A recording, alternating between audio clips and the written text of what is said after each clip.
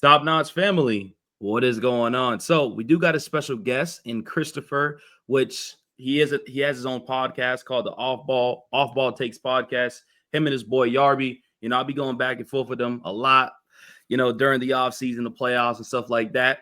But today we are going to be doing an off season preview / trade targets for the Los Angeles Lakers. We all know they desperately need a starting center after Rudy Gobert eliminated him, putting up a 20 and 20 a game. But before we do start, like I said, continue to keep liking, keep sharing, keep subscribing, and definitely go check out his channel once again. Y'all, Christopher, man. Yeah. Before we do start, shout out any socials, your YouTube, Twitter, Instagram, whatever it is. Yeah, we use YouTube, we use Instagram, we got TikTok, and we got X, and it's at the OBT Podcast. And we post content on all those pages. We have polls on Instagram, and we got questions on X, and we always show all of our posts every Monday and Fridays when we do videos. And then we also do live streams, and we try to do those in the start and the end of the series. So check us out when you can. Thanks for having us.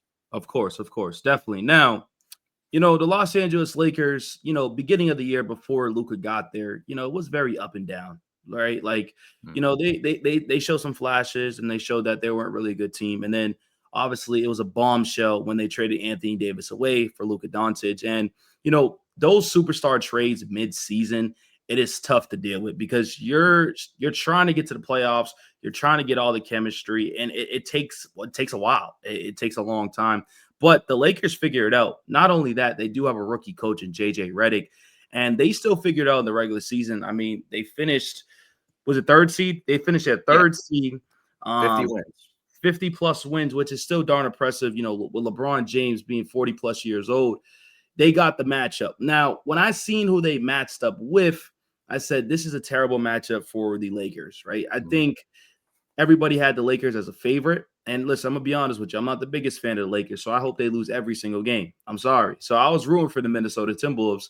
And, when Minnesota won game one because of how many threes they hit, the Lakers fans were saying, not specifically Christopher, I haven't heard what he got to say yet, but the Lakers fans, Minnesota will never shoot like that again, da-da-da. And then they kind of was right because game two, the Lakers pulled it out. After that, the Lakers were completely dismantled defensively. JJ Redick did not trust their bench unit at all and was rolling with a 5-man unit with Luka, LeBron, Rui, Dorian Finney-Smith, and AR. Now, I'm definitely going to talk about AR for sure. Kind of want to get your opinion on that. But what's your thoughts and opinions on the season with Luka and LeBron, and then also your thoughts and opinions during the postseason? Yeah, I think you look at the regular season, and like you said, going in, you didn't really expect much. You thought maybe they might be able to win, 40-something games, kind of similar to what it was last year. But then they actually overperformed. Redick looked good. Some of the young guys were playing well. Then they got Luka, right? And then the expectations were raised, right? Because we just saw Luka in the finals, and you're like, all right, now you got Luka and LeBron. Austin Reeves is playing well. You got a great offense, and check ball and see what happens. And like you said, when we went into the playoffs, both Yarby and I picked the Lakers to win. I picked them in 6, and he picked them in 5. But we also laid out the case for the Wolves to potentially win the series. And can they shut down the Lakers' offense? Can they get out? Can they get stops? Get out in transition? Win the rebounding battle? And they did, right? Because you look at that Lakers series, and that was a major problem for them. But the part that was the most disappointing really was the offensive end of the floor, right? Because all those games, you look at games 3 and 4. And it's the fourth quarter, and it's a tie game in game 3 with like 4 minutes to go. That's the sick Luka game. And they finished with 104 points. So then they only scored 1 point in the last 4 or 5 minutes of the game. Then in game 4, they're up 10 going into the fourth quarter, right? And JJ ends up playing all the guys, in the second half, every minute, every second, no rest. You couldn't really even steal a minute or two from a 10-point fourth quarter lead. That was a problem. And then they came out of the game, ended up losing it right at the end. Some other plays too, right? Mistakes on both ends, right? Turnovers, missed layups, momentum plays, just looked out of sorts. Minnesota looked like the more professional, more, composed team, which is not what we really expected going into that. So the regular season feels like a real success. The playoffs, I think, is a disappointment because even if you look at it from the perspective of, well, yeah, like you said, midseason trades are hard. You don't usually win a title, right, by making a trade like that. But we didn't expect them to go out of the first round. And we definitely didn't expect them to lose in 5, right? It would be one thing if they lost, in like 6 or 7, they played well, but the other team was just better. But they lost in 5. Games were competitive, but still, it's a short series. So the playoffs feels like a major disappointment. And now you have to figure out, how to regroup and how to kind of make some moves, in the summer. Yeah, I agree. And I think the first move that the front office needs to figure out is about LeBron James. As you see right here, it says the future of LeBron James. LeBron James, in my opinion, is the greatest of all time. He's just that good. But I think we can agree with this. Age kicked in, Christopher. Age kicked in this series right here. And and I don't listen, when you're 40 plus years old and JJ Redick is playing you 40 plus minutes, he just didn't have it. This is not 2018 LeBron where he can go out there and look explosive and take over. That's the reason why they went out there to get Luka. The problem is with Luka gets exposed defensively, which it makes it too easy for the opposing team to score. And so if the Lakers are not scoring buckets, it's just not a good mix. So, if you're the front office, though, LeBron's not retiring because he needs to walk with a farewell. Like, I think next season is last year, but I could be wrong. LeBron comes out and be like, I'm going for another 2 years. But what type of contract are you willing to give him? Because, he has a player option right now, and this year is making $52 million. Is it another 1 year plus player option again, what they typically do with LeBron? Or do you look at it and be like, listen, I needed you to take a pay cut because of the CBA rule. Like, we can't really approve this team without, we need money. And especially with the new Luka Doncic contract extension that's going to come sooner or later, what do you do with this LeBron situation? Because I still think what LeBron says, it goes. Yeah, I mean, I think the tough part is, like you said, you have the player option and he'll be making $50+ million. It's just the question is, if he takes the pay cut, right, who is he doing it for? And, if you look at that free agency market, it's not a lot of great options, right? Because there's a lot of guys that, could quote unquote opt out, but most of those guys are probably either going to opt in or opt out and resign. Like Harden's a free agent. You're not getting him anyways, right? But he's going to go back to the Clippers, right? Kyrie probably go back to the Mavs, right? Miles Turner's a free agent. That'd be a great fit, but he's probably re-signing with the Pacers, right? And then you got a lot of other guys that are on restricted free agency, so you can't really get those guys. And so I think that's the tough part, is that it's probably unlikely he takes a significant pay cut, because he'd have to take like a $20+ million one for them to get way below the first apron anyways. And, again, are you going to do that just to sign a guy like a Nickeil Alexander-Walker or someone like that? Like, you're probably not going to do that. So that's kind of the tough question there. So my guess is he either opts in with that player option, or if he opts out, like you said, maybe like a 1+1, and it's like slightly less, maybe to keep him a little below the second apron, or, whatever they can do. So I don't expect him to take a ton, especially because who's out there. The main kind of upgrade you're making is through trades. Yeah, what's funny, and I personally don't like this, right? And I get where Lakers fans are coming from. They'd be like, LeBron has a lot of money. Why doesn't he take the pay cut? Bro, listen, these players live a different lifestyle than us regular people. Their bills are absolutely insane. They have family, they have kids, they have so much. When you have that much money, you're spending so much money. So it's like, and you got to realize LeBron is going to be straight. We all know that, but the more money, who doesn't want more money? You know what I mean? Like, and he wants to be an owner, and you can't really be an owner if you're going to end up, taking less money in certain spots, right? And let's be realistic, Christopher. I think that the chances of Lakers winning a championship is slimmer each season. And I think LeBron James knows that, because LeBron James is not LeBron James. He's still good, but he's not the LeBron James that can carry to a championship, that can come back from a 3-1 series. So there's no point of LeBron, in his perspective, to take a pay cut. So we got to stop talking about LeBron needs to take a pay cut, or he doesn't really care about winning. That's not necessarily true at all. We all know LeBron cares about winning all the time, right? So I think that's what's going to happen with LeBron. I think he does get the 1 year plus with a player option. Now, I think Luka Doncic does sign the contract extension, but, there is some questions that's thrown around here. It's like, what if he's waiting to see if this team's a championship roster? Because I'm going to be honest with you, he's going to sign it. But without LeBron, and this is Luka's team, it'd be interesting to see what this Lakers team does, because it's like you're rolling out there with AR and Rui and whoever else. Is like, is that enough for Luka to win? Like, Luka went to the finals with Kyrie Irving, PJ Washington, Derek Lively, Gaffer. Like, those are good role players, and you have a star with you. we all know the Lakers always land star players, but we're just not at that point because they got to wait till LeBron calls it a career. Mhm. So I do think he signs the extension, but do you think there's a chance he says, I'm gonna wait. I'm gonna see what they do and not sign this extension? Yeah, I mean, it's certainly possible because the thing is, he doesn't have to sign an extension, I think, until what, towards the end of next season. So he's got plenty of time to decide. And I think he probably should, right? Just from the perspective of put some of the pressure on the front office to go out and, get some guys, whatever you can do to rework the team. So there's no real rush, for him to sign the extension. So that's what I think he probably does. Like you said, we know he's going to sign it, just a matter of when, but probably not right away. And he doesn't need to. Yeah, definitely. And trust me, guys, if you got to this point of the video, we are going to talk about centers, but just kind of want to get a brief opinion of where he's at with this Lakers team. Now, Mhm. Austin Reeves, I feel like he was very over. Like, I didn't think he played his best in the postseason at all, right? I think you needed him to play better, which he did in the regular season, but in the postseason, he played very mid. And you know what I definitely do hate when the injuries come out after the series. Mhm. LeBron was injured, AR was injured, this and that. Da, da, da. Listen, everybody's injured, bro. Everybody's injured. It's a 82 game season. No one's ever 100%. So I just hate when they do that. But, a lot of people saying, listen, maybe we put AR in the trade block and, we put AR and maybe Rui, which I thought Rui was tremendous for the Lakers, hitting big Mhm. shots. We throw in AR and Rui, and we still got the first round pick because the Mark Williams trade never went through.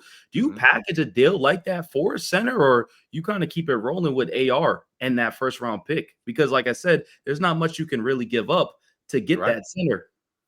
Yeah, I my guess is that they'll probably try to work initially around the margins because at least if you look at the roster, the nice thing about the contracts is that you got a lot of guys that are on expirings, right? Like Rui's an expiring, Vincent's an expiring. I guess Maxi Kleba, right, who came in Game 5 or whatever, he was an expiring as well. Maybe he doesn't get moved because I guess he's close with Luka, but I think the tough part is that if you're going to make a significant trade, you don't have a lot of draft capital. So Austin may end up having to be in the deal because they got only one tradable pick and a pick swap, right? The stuff they used in the Mark Williams trade. So my guess is he probably doesn't get moved because I think they do really like him and I think they view him as a foundational piece. It's disappointing that he didn't have a great series, but if you're gonna, but like I said, if you make something significant, like it's kind of hard because what else do you have on the roster that other teams would want? Because those expiring contracts, the only value they have is that they're expiring, right? It's not that teams want Maxi Kleba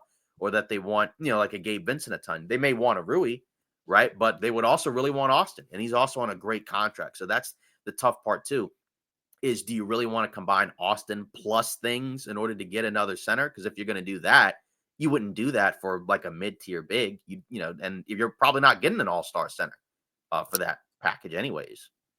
Yeah, I know. It's like you're trading a lot of depth for a center that you need Mhm. scoring in the league. You also need center, but you need help at the center position, of course, but you need scoring. So that's where AR and Rui helps you. And I'm going to be honest with you, without Rui this season, you probably would have got, well, this game against Minnesota, they probably get swept. I mean, he had so many big shots, like Right. so many big shots. He was amazing. You Yeah, know and what I they mean? lost the games he played the best in, I think, right? Because those were Yeah, 3 and 4. definitely. He did. So it's tough. And then, you see your free agents right here. LeBron, he's staying. Jackson Haynes. What do you do with Jackson Haynes? I mean, it's tough, right? Because regular season wise, right, he started the season off not really that playing that well, right? Then he plays better. He plays next to AD. Then AD gets moved. He's the starting center. Or before that, AD got hurt, right? And then he started and he played really well. But then you kind of saw what happened in the playoffs. He didn't really do much in terms of providing an impact out there. And obviously, as the series went on, Reddick trusted him even less and less and less. So my guess is he either doesn't come back, or even if he does, it's probably not much more than what he's making right now. I think they have his early bird rights because that was his second season. But, it wouldn't surprise me if they kind of just go in another direction just because of the fact that, I'm going to assume that if they're going to at least trade for one center and then maybe you get another center in free agency. But even, I'm sure we'll get into it, right? Who do you have in free agency, right? So that's my guess is that I think if he comes back, it's for very little. Otherwise, he's gone, right? He's not getting much more than he made before because he had a good regular season, but I don't think he showcased like, is a team going to give him the mid level? because of what he did in the regular season? Probably not. Yeah, exactly. And the only way I'm bringing back Jackson Hayes if he's my backup big. Like Right. I can't have him as my starter big. And these other free agents, they didn't really do too much for this team. But when we talk about Dorian Finney-Smith, you made a trade for him, a nice 3-and-D guy. Hit some big shots down the clutch whenever you need it. I feel like in a couple of games, the Lakers just didn't really close the game out well. He's a question mark. Do you bring him back? Do you let him go? Like, what's your opinion on the Dorian Finney-Smith situation?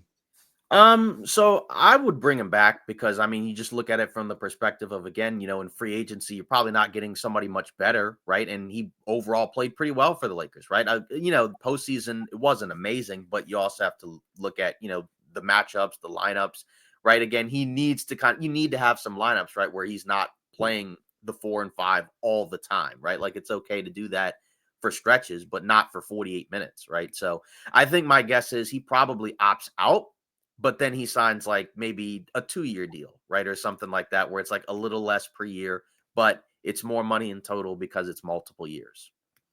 And that's Definitely. what I would do.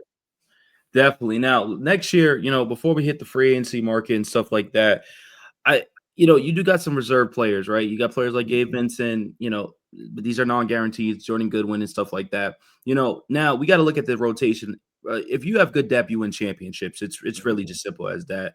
Do you see a player like Dalton Kennett or maybe even Bronny, crack the rotation next year? Because, they're going to need it. They don't have great draft picks, right? They have the 55th pick. Yeah. You know what I mean? So it's like you need a player to break out and crack that rotation, and you're not playing him that much. That's what you really, really need. So do you see a player like Kennett? I can see Kennett cracking the rotation because, listen, that bench unit was non-existent. Like I think we could have went out there and we could have at least did something. It was just non-existent. But what's your thoughts on Bronny? Does he crack it? Is he just Yeah, I mean, at least with Connect, I mean, he was playing somewhat during the regular season. As the season went on, right, his minutes dipped. Then he wasn't playing at all once they had that, full Luka rotation. I mean, the tough part is the defense, right? Because we know he can shoot, right? We know he's a good athlete, right? But the problem is the defense off the ball is not really where you would like for it to be, right? And he is an older rookie. He's not necessarily a 19-year-old, but he's a good athlete, right? And that's the type of player physically, right, that the Lakers need. Because when you watch them against Minnesota, they were a significantly less athletic team, right? And you're going to be less athletic when you're playing the guys that they have out there, in terms of the starters. And then, like you said, some of the guys coming off the bench. And then with Hayes not out there, right, you're still less athletic. So my guess is that if he's on the team, he probably has to be a part of the rotation. Because like you said, you need guys on good contracts, right, that you draft to be able to play, right? You look at the playoffs and look at some of these teams, right? Like Golden State's got some guys that they drafted that play minutes, right? Real minutes for them, right? I mean, look around, Denver with Christian Brown. Obviously, he wasn't drafted this year, right? But he's a young guy getting minutes. And then the Bronny one, I don't know. It's a tough one, right? Because G League, he played pretty well. He didn't play a ton of NBA minutes, right? Most of the games he played was when everybody was out, right? So you didn't really get to see a lot of that. I mean, year 2 probably still doesn't play a ton, right? Like my guess is that if they make trades or make other moves in free agency, he's still probably at the end of he's still probably reserve.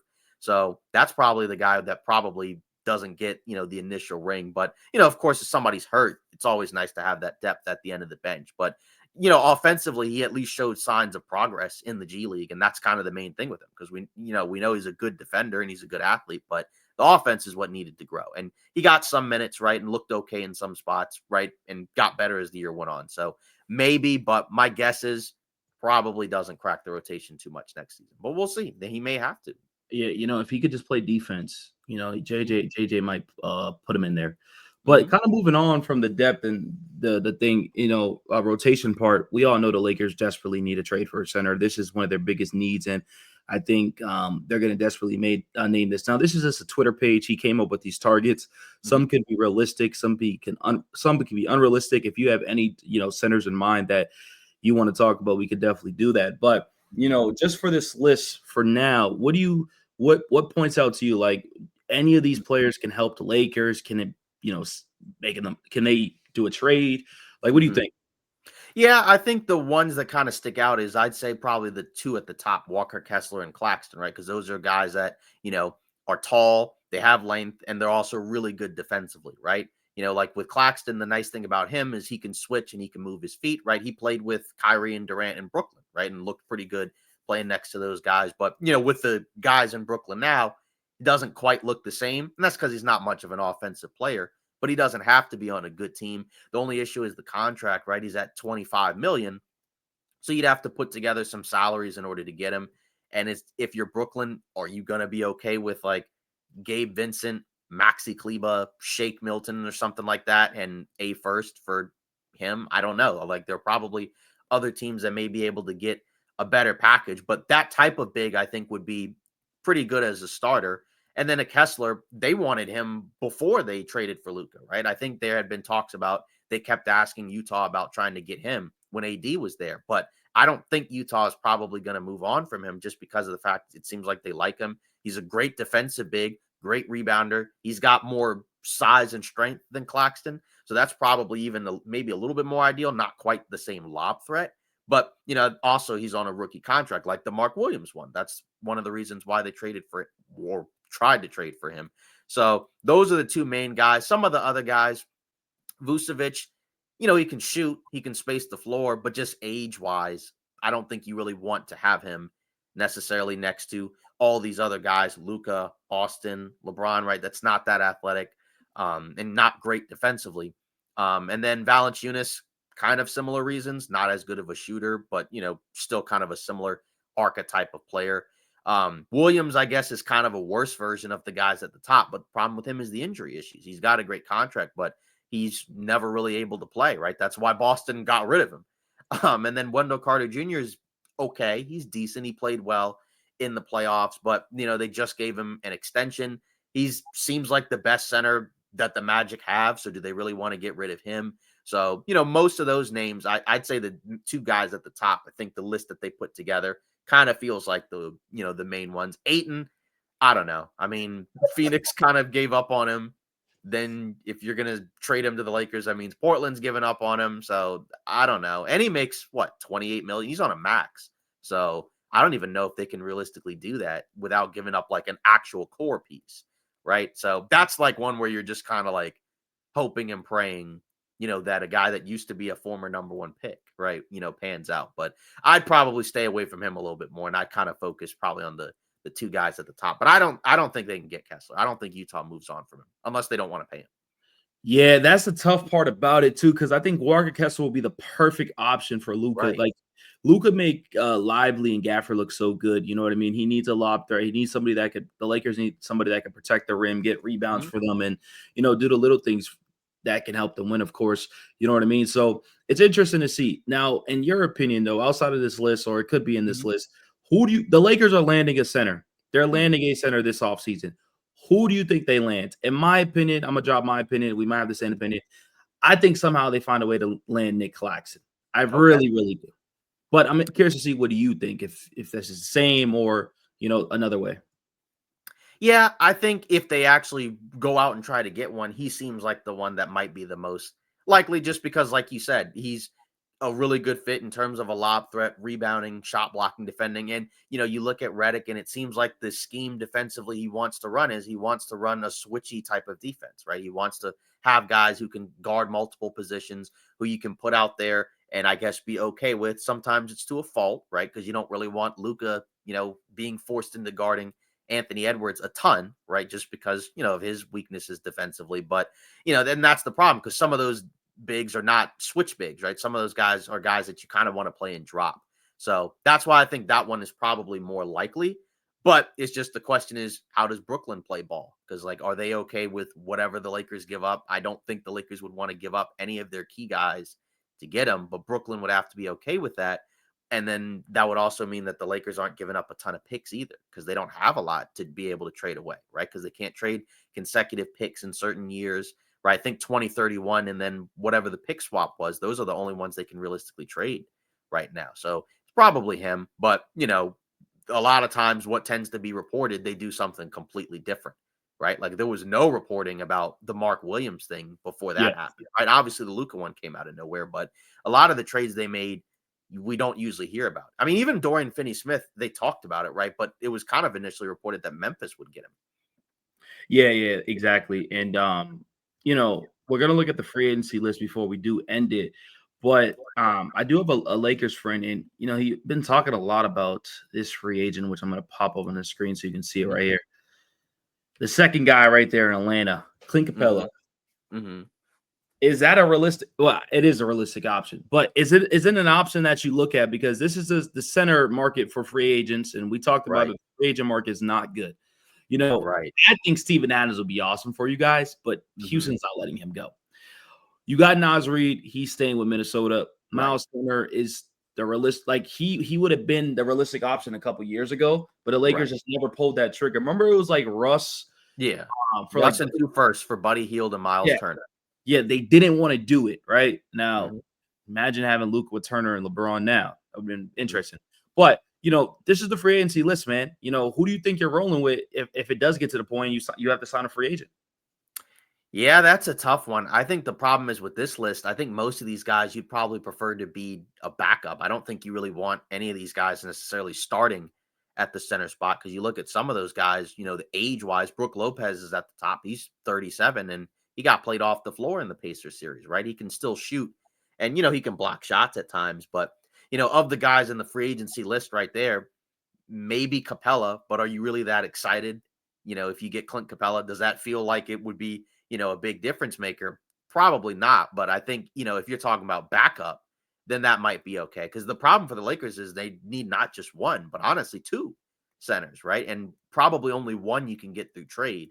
Then the other one, I think you'd have to get through free agency. Like you said, some of the other ones, like even Adams would be great, as a backup. But like you said, Houston, they can just re-sign him with bird rights, right? And there's no real reason to let him go if you're Houston, because clearly he can still play. And then some of the other guys, Wagner's got the ACL injury. So, I mean, can he even come back at any point soon? Probably not. Horford probably stays in Boston or retires, right? I don't think he's leaving. And then the other guys, like you said, list gets worse. Looney, Drummond, Dwight Powell, Taj Gibson. I don't know. Like that's like it's just not a great list. So I think that's kind of the issue. So I kind of default to Capella. But again, are you really excited about any of those? Not if they're starting. No. Yeah, no, that's a tough part. And I'm very interested to see how the Lakers offseason is going to like what happens. And I'm pretty sure you're interested to see what happens too after a first round elimination with Luka and LeBron James, because I do think this is their last year to go fully in to win a championship until they take a little step back until they get ready for Luka and his next partner. I think so. Very interesting. Listen, at the end of the day, the Lakers are one of those franchises that always lands a top tier player. They always find a way to land a top tier player. So we'll see what happens. Hopefully, you guys enjoyed today's video. Once again, definitely go check out Christopher's podcast. Check it out for sure. They do drop some good content over there. Once again, continue to keep liking, keep sharing, keep subscribing, and we out. Peace.